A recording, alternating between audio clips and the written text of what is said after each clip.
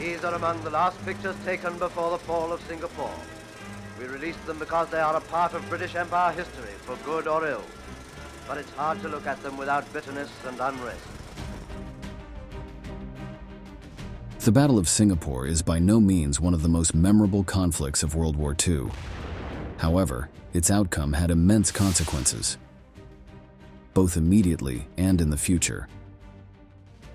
The British and their allies, with 85,000 men, faced a Japanese army with less than half of those soldiers. But they were unable to take advantage of this numerical superiority. The ineffectiveness of their leaders, coupled with the tactical brilliance of their enemies, meant that what they believed to be an impregnable fortress was at risk of being captured at a surprising speed. Losing control of this country would not only mean the consolidation of Japanese dominance in the Pacific, but could mark the beginning of the end of the British Empire in Asia. Today, in this new episode of Military History, we will tell you all about the bloody Battle of Singapore, England's greatest humiliation in World War II. At strategic points around the city, gun emplacements ring one of the most strongly fortified bases in the world. The garrison, which is being continually reinforced, is fully capable of maintaining Singapore as a city of the British Lion. While it may sound strange, this small country was of enormous importance to the British. They had established a naval base there, called Changi, in the period between the two world wars, when tensions with the Japanese Empire began to grow. Singapore was a key part of the defense strategy for the entire Southeast Asian region. However, the administration of this stronghold was always plagued by economic problems, which made it difficult to accomplish everything the British had set out to do. Unfortunately for them, the defenses they were able to build would soon be put to the test. In 1937, the Second Sino-Japanese War broke out, with the Japanese invading Chinese territory.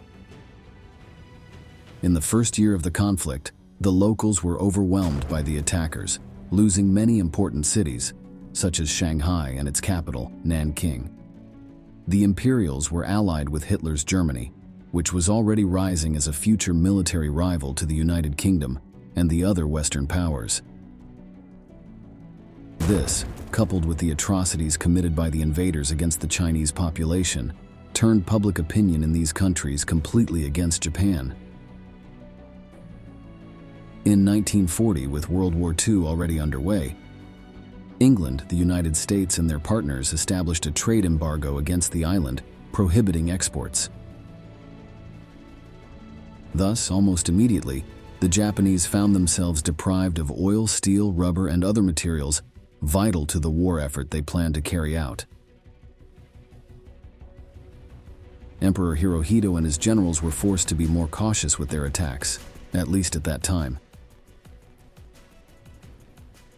At the same time, however, they began to plan a massive offensive against their enemies' bases to seize the goods that were denied to them. Pearl Harbor was the best-known target, but there were others. At the end of 1940, a German ship captured an English ship in the Indian Ocean. To the surprise of the Nazis, who did not expect to find more than some valuable materials, the Allied captain was carrying vitally important papers. These included detailed information on all the weaknesses of the British base, known as Fortress Singapore. The Germans immediately passed the report on to the Japanese, who were quick to decipher it. The report was so frank in its admission of hundreds of weaknesses at the naval base that they initially thought it was a trap by the British. They thought it was impossible for such an important place to be so neglected. But they found, to their delight, that it was entirely genuine. As we have already seen, the defences at Singapore had been constructed solely to withstand an invasion from the sea. Alongside the massive 15-inch gun emplacements, 4 airfields were also constructed, and there is no doubt that the Changi Naval Base was considered by British High Command to be impregnable to sea-borne attack. Unfortunately, fewer provisions had been made for an attack on the base by land, the dangers of which had been clearly pointed out in a report sent to British Chiefs of Staff as long ago as 1937. The recommendations in the report were ignored. It would prove to be a costly mistake.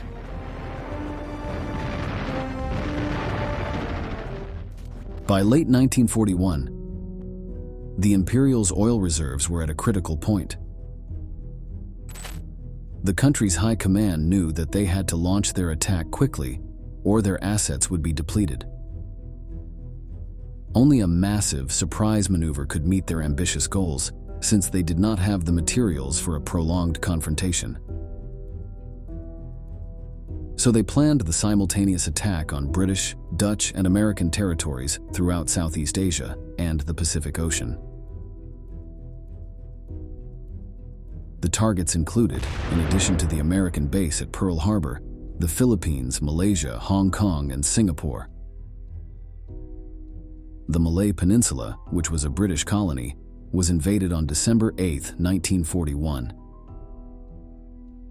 Winston Churchill's forces were completely unprepared to repel a large-scale attack, and it was not long before they were beaten back. For 2 months, they suffered defeat after defeat, conceding miles of territory, despite outnumbering the Japanese. With a speed that stunned the world, the soldiers of the Commonwealth, the name given to the association of countries under the English crown, were forced to flee to the island of Singapore. This was their last base on the entire peninsula. By January 31st, the remaining Allied forces in the territory had retreated into the bastion.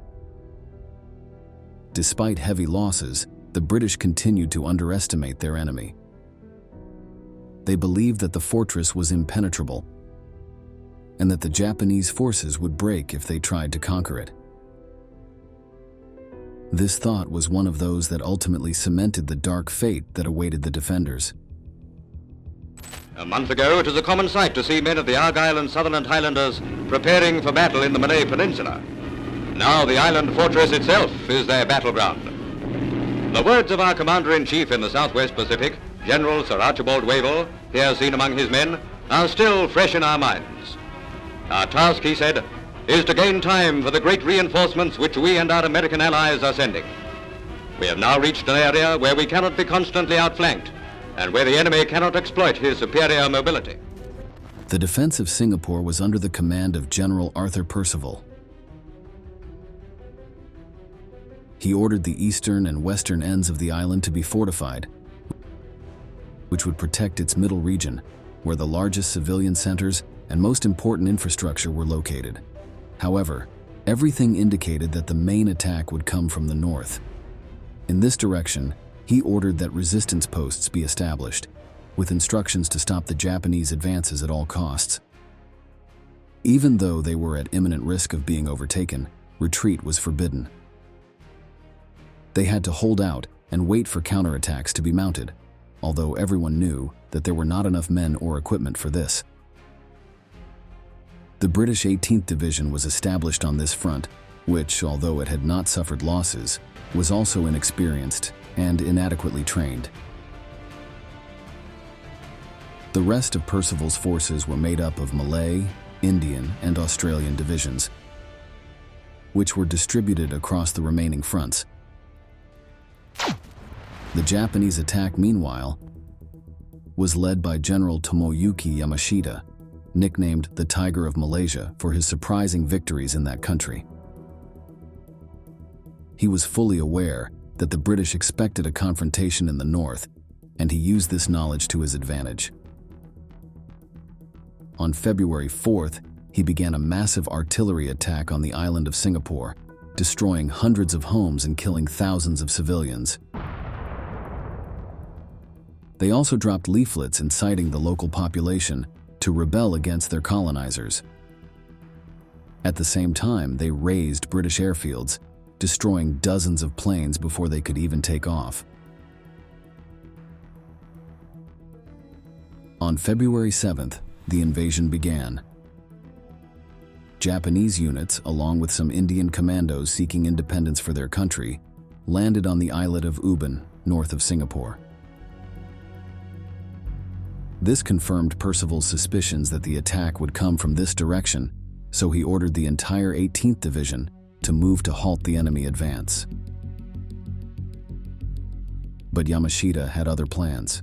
His observers had seen that the western flank, defended by the Australians, was in a state of serious disorganization. The soldiers were too spread out among themselves, leaving many open spaces where the Japanese would be able to infiltrate. The Tiger of Malaysia decided that the main attack would be there. On the evening of the following day, Allied sentries sighted the barges full of Japanese crossing the western end of the island. They immediately opened fire. The initial results were advantageous to the defenders. Machine guns placed on the shore cut down hundreds of the invaders, while mortars and other artillery pieces detonated around the boats. The first wave was almost completely wiped out, and the second had to withdraw. But this victory was short-lived. By the early hours of 9th February, the British's meager ammunition supplies were running low, and a new Japanese attempt at crossing was fruitful. They managed to land on the shore and quickly mop up the exhausted Australian defenders. Reinforcements from the 18th Division had been pushed north and were unable to bring relief to their allies in time, who were annihilated. Yamashita now had a beachhead from which he could launch his conquest. The fighting here was desperate. Burning oil was floated down the Johor Strait by the British forces as the Japanese made their crossing, causing many casualties. Eventually, more than 10,000 Japanese troops fought their way into Singapore that night.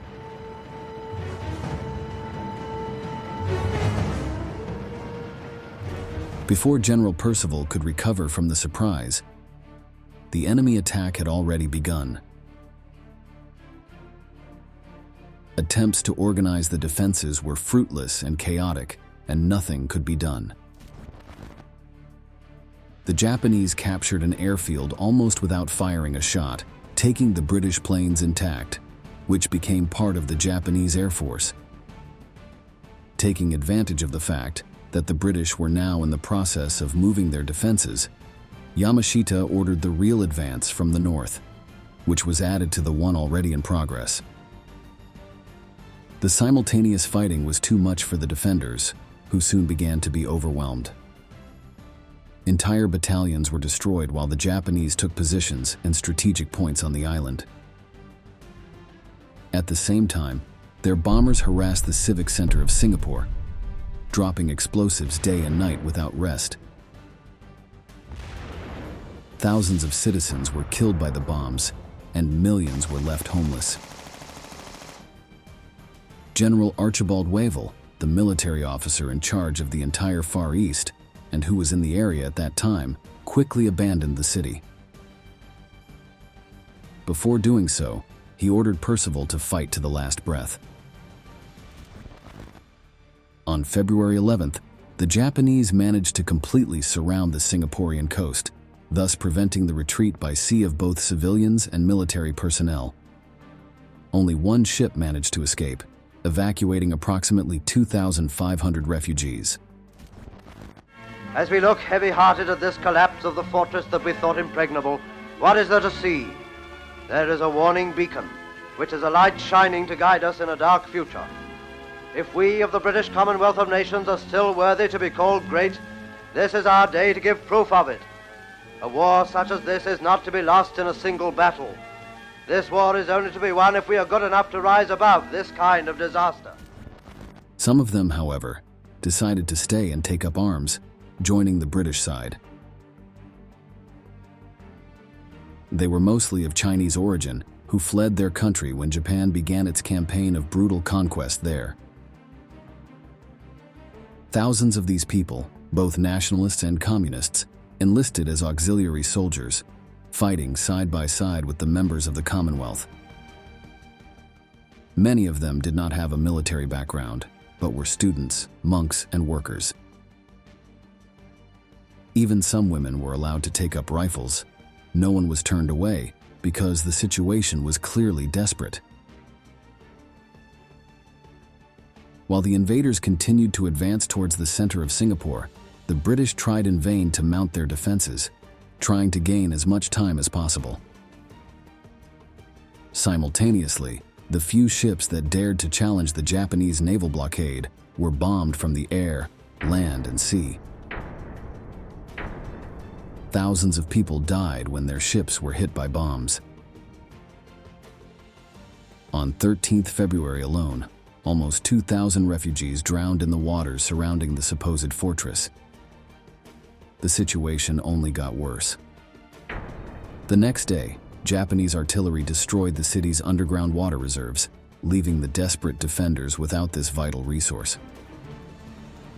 The local population now ran the risk of dying of thirst, and the lack of hygiene meant that the epidemics that had been looming spread more and more easily. This led many to rebel against the British, looting the few food stores that were still stocked. But many soldiers, instead of stopping them, also ended up losing hope of survival. They deserted at night and joined the civilians in the looting, taking advantage of the opportunity to get drunk or even drug themselves with opium. Everyone saw that defeat over the British was imminent, except London. Churchill and his advisors ignored the fatalistic reports of their generals, perhaps because they thought it was not possible for their forces to suffer such a great humiliation. They told Percival that their directives were to inflict the maximum amount of losses on the enemy for as long as possible. His intentions were to occupy the Japanese on this front, while reorganizing other vital points in Southeast Asia. In the words of the then Prime Minister, it was essential that they continue the fight. But as he sent these messages, the defenders' ammunition was becoming increasingly scarce. Many units had already been eliminated or captured, including most of the Malay soldiers. Despite its popular designation as an impregnable fortress, most senior British military planners accepted, in fact, that it could not be held if the Malayan mainland was lost. So General Percival was, in effect, being told to defend the indefensible. His instruction from Churchill was to hold Singapore to the last man, in complete defiance of all military logic. This was primarily a political rather than a military strategic imperative. The defence of Singapore was, first and foremost, a matter of British prestige. Within the city itself, chaos reigned on the streets. By February 14th, there was no longer any civil authority capable of establishing order. Many Singaporeans turned their anger and fear on the British colonists, whom they blamed for bringing the war to their country. The mansions where they lived began to be looted, with food, clothing, and valuable items such as jewelry taken. Prison guards abandoned their posts, causing inmates to escape from prisons and join the crime waves. General Percival needed all his men defending the front lines, so he could hardly spare combatants to restore order.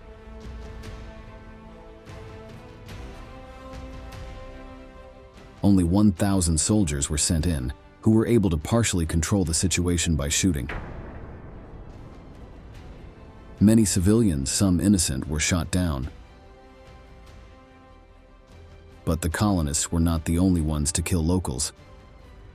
Atrocities against the population were committed throughout the territory under Japanese occupation. Singapore was no exception. That same day, Japanese troops advanced through the south of the island until they reached Alexandra Hospital, which was functioning at the time as a military installation. The officers inside the hospital, seeing the enemy advance, knew that resistance would only lead to death and decided to surrender. They were about to enter from the rear when Lieutenant Weston went from the reception room to the rear entrance with a white flag to indicate the surrender of the hospital. The Japanese took no notice, and Lieutenant Weston was bayoneted to death by the first Japanese to enter. These troops now entered the hospital and ran amok on the ground floor. They were very excitable and jumpy. Neither pointing to the Red Cross symbol or shouting the word hospital had any effect. Some soldiers fought back, but many were badly wounded and could do little. Doctors and nurses were not spared either, falling to bullets or Japanese swords. Around 200 people, including medical staff and patients, were captured. Those who fell to the ground from their wounds were skewered with bayonets. The survivors were placed in poorly ventilated cells where they had no access to food or water. Several died during the night. Those who did not, however, were executed the next day. Only a handful managed to survive pretending to be dead. On 15 February 1942, it was all over for the Commonwealth forces. Percival called a conference in the morning hours with his commanders and declared that they had two options: a massive counterattack or surrender. They debated for hours, but everyone knew that there was only one realistic course of action. A little later, another white flag was raised from the English command post, and this time, the Japanese opened communications.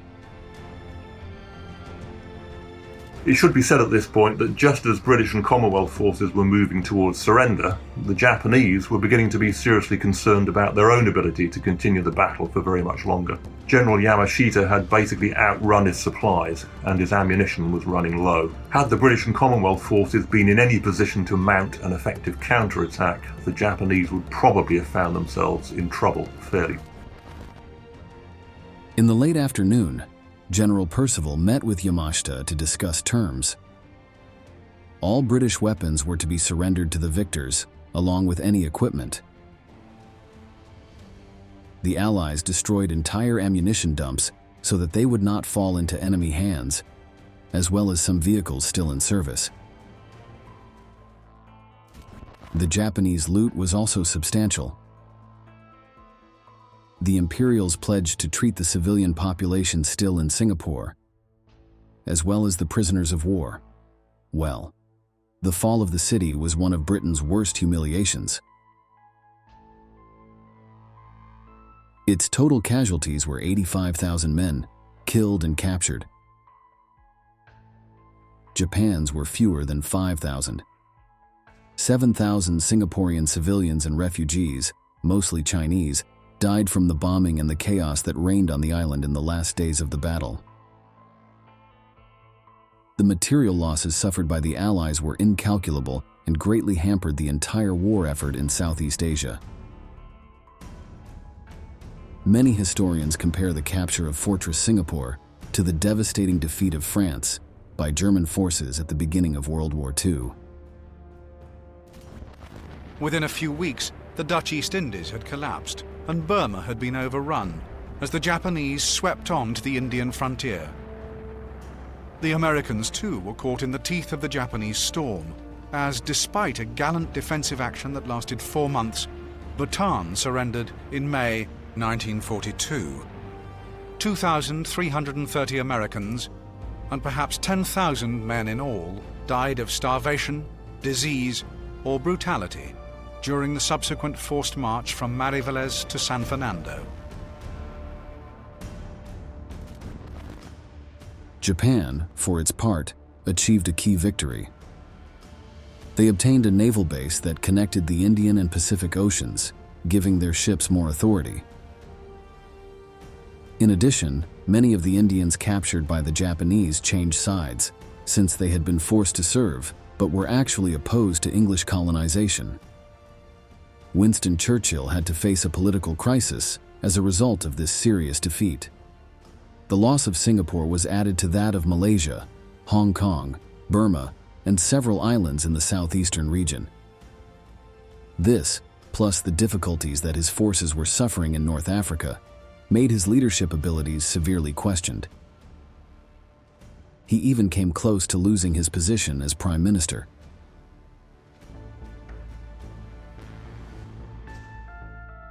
This scenario marked perhaps the darkest point for the Allies in the entire Second World War.